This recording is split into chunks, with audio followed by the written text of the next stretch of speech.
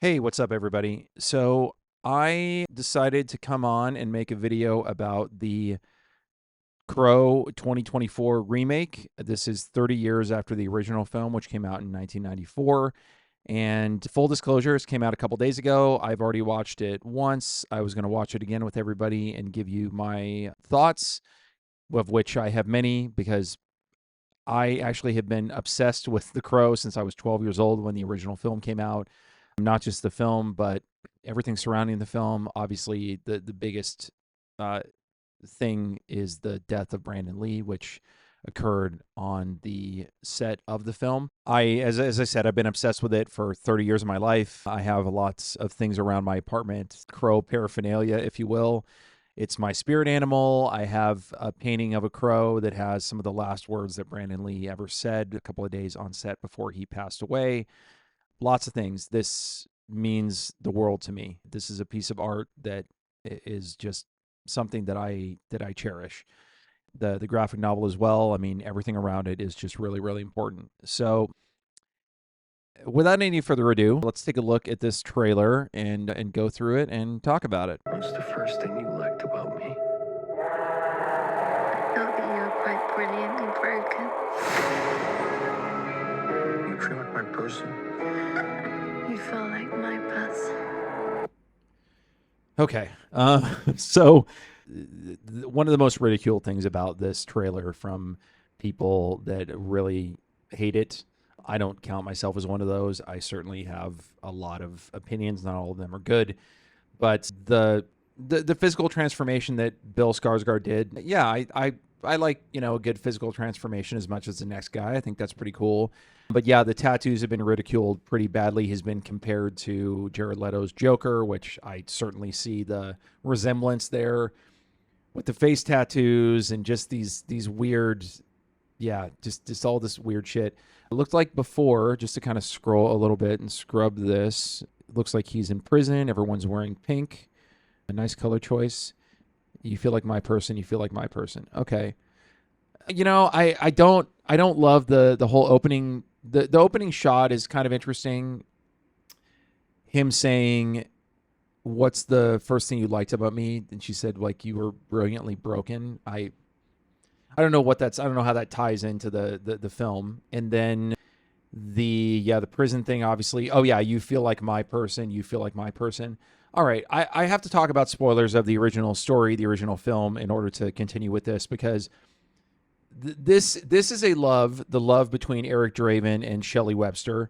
This is a love that literally transcends death. They talk about this in the trailer. And again, if you don't know about the first film, go watch the first film and turn this off.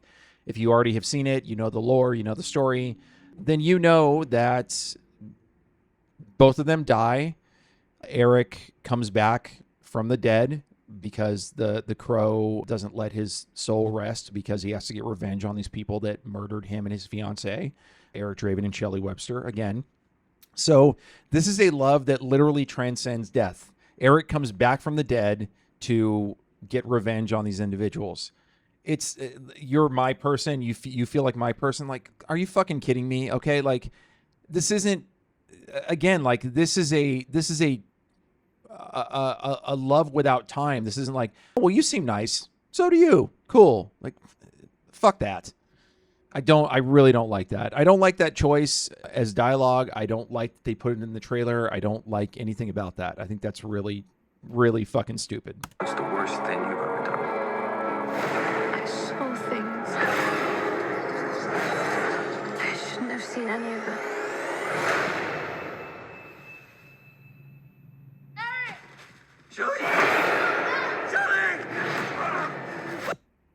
Okay, so now they're doing a thing where apparently in this version, and I don't remember if that isn't in the graphic novel. In the graphic novel, they literally have a car broken down by the side of the road, I believe, and a T-Bird and all of his other goons, all these criminals, on Devil's Night, the night before Halloween, they killed him because they're there. Not because they did anything wrong, not because they saw something they shouldn't have seen. They just killed him because they were out doing that. And that makes it infinitely more tragic that both of them lost their lives because of happenstance, not because they did something wrong. Again, I don't fucking like this. I don't like the fact that she saw, I'm guessing Danny Houston's probably playing Top Dollar, saw these people do something, and then that was their motivation for killing them. They didn't need motivation, and they didn't have it. That's what was so sad about it, and that's why Eric had to come back, because, it was just this random killing. A man and a woman in a loft a year ago. If you know the movie, when he kills Tintin, it's like, yeah, I don't fucking like that. But again, they're doing something similar to what they did in the original film. In the original film, this is awkward, but they sexually assaulted and murdered Shelley. Eric walked in the middle of the sexual assault, and then they were both killed. I believe they shot Shelley. And in the original scene, which is actually the scene that Brandon died in, they shot him. Fun Boy shot him. After Brandon died in real life, they changed that to Tintin throwing one of his knives, which is what killed Eric Draven, the character, when he walked into the apartment and saw Shelley being assaulted. Please don't do this!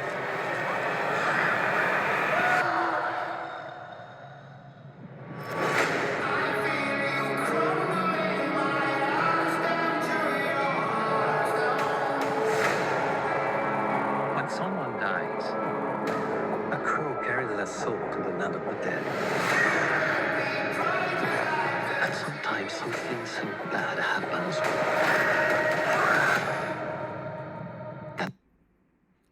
that the soul cannot. Okay, in the original movie, I'm going to keep comparing this to the original movie because I don't have a choice. At the beginning of the original movie, the character the character of Sarah says when someone dies, the crow carries their soul to the land of the dead, and goes through that whole monologue.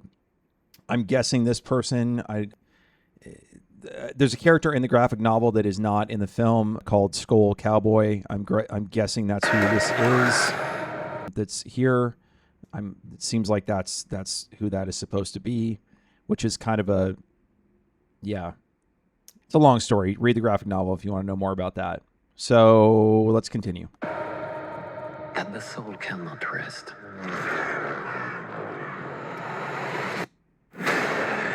until you put the wrong things right.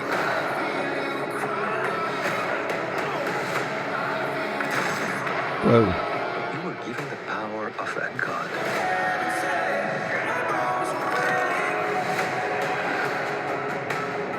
The fucking auto-tune with the I already don't like the song. And then the auto-tune, it's just like, God, I know it's a joke, and people are going like, well, the Hot Topic version or whatever. It's not even about that. I don't even care about that. I understand it's been 30 years. This is a new interpretation of the Eric Draven story. And James O'Barr, who actually wrote the original graphic novel, apparently has a story credit on this. So he wrote this to some degree. But yeah, the music is fucking awful, and there was something else here that I took umbrance with. Let me see if I can scrub. Well, actually, as far as the action goes, the shotgun blast he took, that looked cool. Liked the way that looked. Liked the way that was shot. No notes on that specifically. You're running out of time to save her.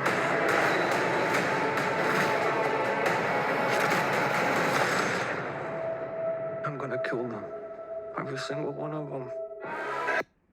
Running out of time to save her. She's dead. She's dead. They're both dead. And actually one of in the original film at the end, even talking about it gets me choked up. Eric has been, he's kind of about to go back because he's basically dead again, and kind of crawls to the graveyard, and he puts his head against Shelley's gravestone, and he kind of is just he's almost gone, and he has his head against Shelley's gravestone, and then he sees her all in white kind of in the distance, kind of coming towards him, and then it's like they're reunited in death. So I don't know what they're doing in terms of what is he saving her from? I mean, I see that they're doing a thing where it's he can't reach her, and maybe that's some version of the afterlife of them in the water like that. I don't know.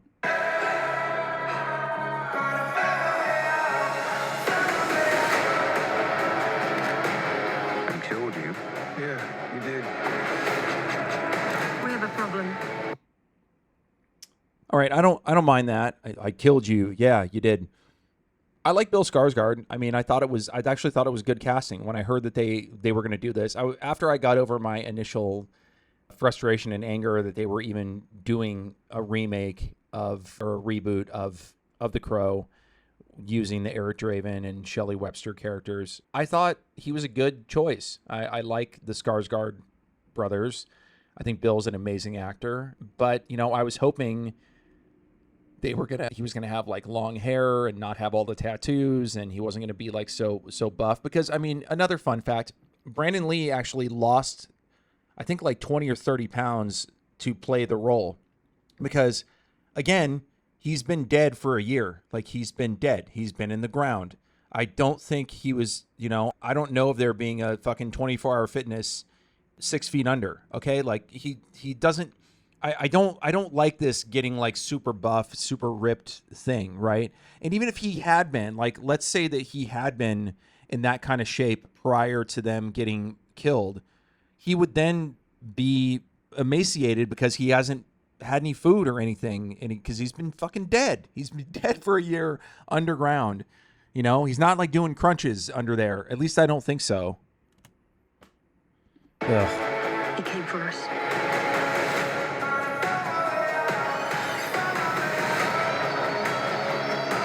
First impulse. That's a cool shot with him, in the mirror with the sword. I don't mind that.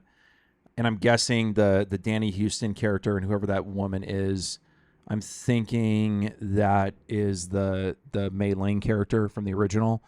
Danny Houston is probably playing Top Dollar, who's like the leader of the gang. And then the guy in the car, he said like, I killed you. Yeah, you did. That guy is going to be probably T-Bird, I'm guessing. And then, or Bai Ling, excuse me. So Bai Ling and the guy, I can't remember his name, who played Top Dollar, they're like brother and sister, but they have this kind of incestuous thing going on in the film. Like, it's really weird. I'm thinking they probably took that out, but I'm thinking that's who those characters are. Anger.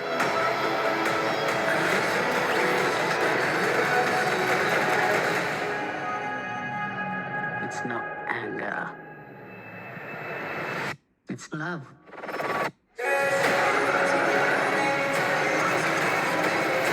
Look at what you've become. You know that love promises only pain.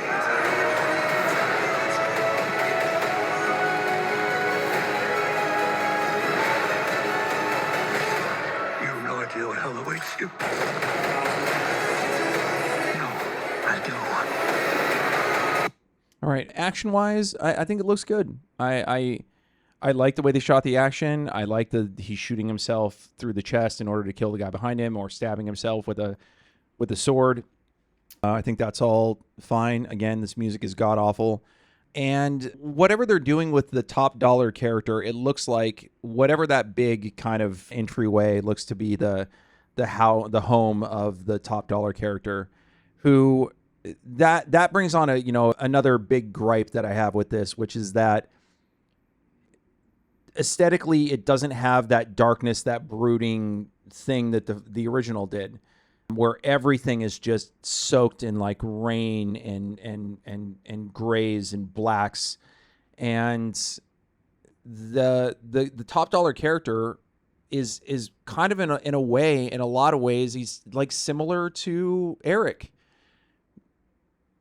Goth type person, long hair, dresses in he's not some like business tycoon. He's not some, I mean, it looks like they're trying to play up this kind of mob boss angle, which is not what Top Dollar is in the film. He's a leader of these guys, and yeah, he's kind of in charge of all the, which they do on Devil's Night. They set all the fires and kill people and just cause, and steal and just cause chaos every Devil's Night, the night before Halloween. And he's like the leader of these guys, but he's not some squeaky clean mob boss in a $2,000 suit, which seems to be what they're doing with the Danny Houston character, which again, I don't like that either. How many people have you loved?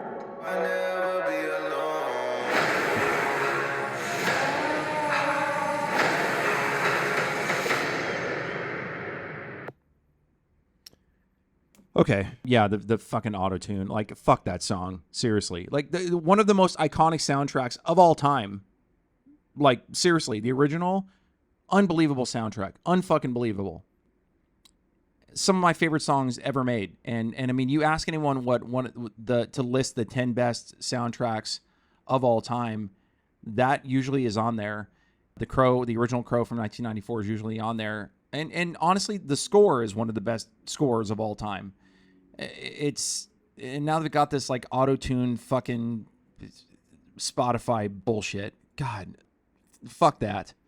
I mean, if it weren't for that song, if they picked something better or did like another version of Dead Souls or something like that, then I could have been like, okay, I can get behind that a little bit. Somebody covering Dead Souls or covering, any of the classics that are on that. But yeah, okay, back on track. The last shot I think is fine. In the alleyway with the crow flying behind him, I think that's fine. But yeah, all in all, I just they really are going in a direction that I think is really poor. And I don't know if I mentioned this before, but they kind of fucked themselves because they could have done a Crow story without doing the Eric Draven, Shelley Webster story. They could have left the past in the past, let that character, that version of the character, let it rest along with Brandon. Why they felt they had to go in this direction is something I don't understand. That being said, again, positives. I like the actors. I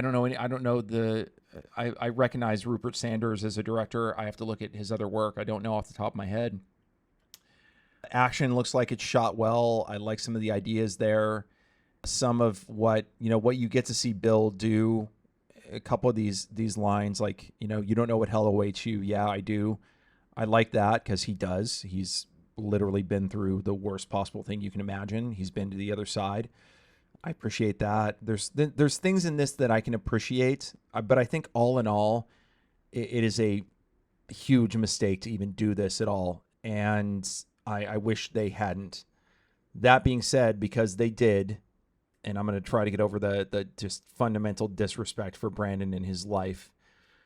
Okay. Anyway, I'm gonna go see it and see how it is. But I wish they would have chosen another character, made it a new story, made it a Crow story, because the important part is that the Crow brings these people back in order to get justice, in order to get revenge. It could be anybody. There's a lot of sequels to the original film where it is not Eric Draven, it's other characters that, City of Angels, which is the second one, and some other ones. They could have done that, and they didn't, and I wish they had, because this is just a big, big, big mistake. Anyway, that's it. Yeah. Nothing else to say other than I wanted to put a video with Brandon talking about the book Sheltering Sky, which he talked about a couple of days before he died.